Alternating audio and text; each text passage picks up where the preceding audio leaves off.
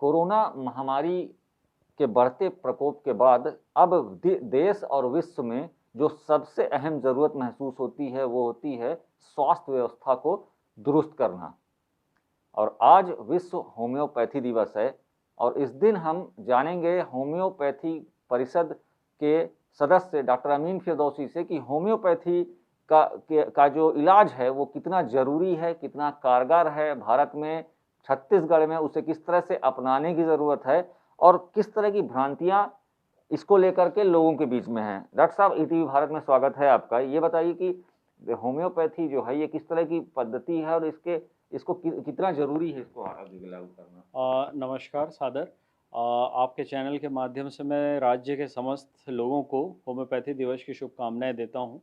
आज हमारे जो जनक हैं डॉक्टर सैमुअल हैनीमैन, उनका जन्म दिवस को पूरे विश्व में विश्व होम्योपैथी दिवस के रूप में मनाया जाता है। और हम आज कोविड के समय, संक्रमण के समय पे आज हम इस बात को महसूस कर रहे हैं कि कहीं न कहीं जो भारत सरकार का सपना था, जिसमें ये थी कि आयुष को, जिसमें होम्योपैथी भी शामिल है, उसको एक प्लेटफ़ॉर्म में लाया जाए और उसको कहीं न कहीं पे एक इम्प्लीमेंटेशन किया जाए कि हम उसको एलोपैथी के साथ-साथ हम आयुर्वेद, होम्योपैथी वालों को भी हम साथ में एक छत के नीचे हम व्यवस्था करें, ताकि वो लोग भी कंधे से कंधे मिला के अपने पैथी के हिसाब से लोगों का उपचार कर सकें, लोगों का इलाज कर सकें। एक भ्रांति लोगों के बीच में रहती है कि ये होम्योपैथी जो है ये पहले मर्ज को बढ़ाती है और फिर ठीक करती है और इस डर से लोग इस इलाज से भागते हैं। इसके विषय में क्या बताएंगे?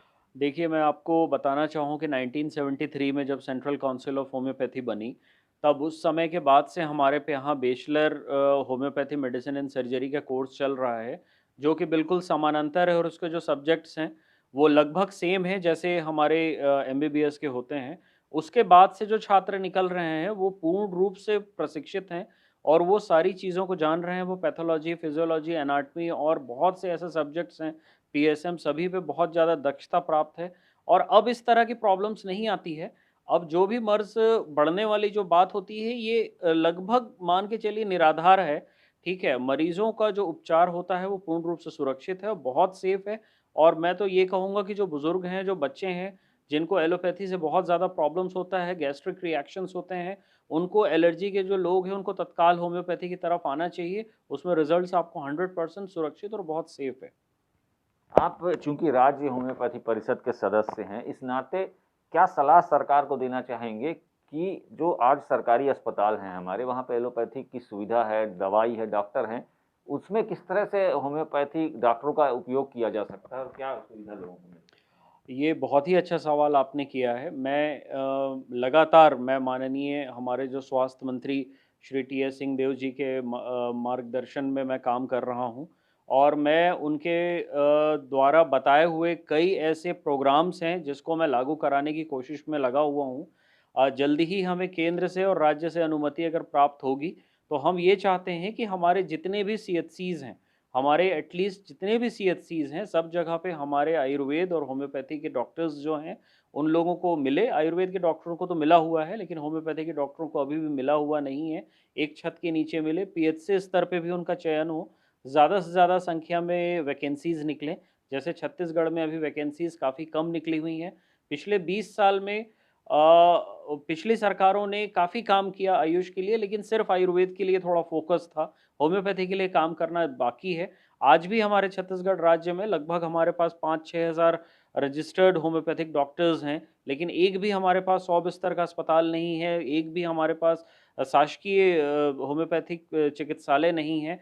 ये हमारे लिए दुर्भाग्यपूर्ण है। मैं कोशिश करूँगा कि इस बार हमारे माननीय स्वास्थ्य मंत्री जी महोदय के पास इस प्रस्ताव को रखूँ, ताकि हम ज़्यादा से ज़्यादा जिलों में जिला चिकित्सालय होम्योपैथी का खोल पाएँ और लोगों को, आम जनता को हम होम्योपैथी का सही लाभ पहुँचा पाएँ। बिल्कुल, बहुत-बहुत धन्यवाद ईटीवी भारत से बातचीत करने के लिए। तो ये थे राज्य होम्योपैथी परिषद के सदस्य डॉक्टर अमीन फिरदौसी, जिन्होंने बताया कि होम्योपैथी का इलाज कितना कारगर है। इसके साथ ही अब ये छत्तीसगढ़ सरकार और स्वास्थ्य विभाग के साथ मिल कर के ये प्रयास करने जा रहे हैं कि छत्तीसगढ़ में प्राथमिक स्वास्थ्य केंद्रों में भी जिस तरह से आयुर्वेद के डॉक्टर बैठते हैं, वैसे ही होम्योपैथी के डॉक्टर बैठे और इलाज हो सके और इस पैथी के इलाज के लिए डॉक्टरों की भर्ती भी प्रदेश में की जा सके।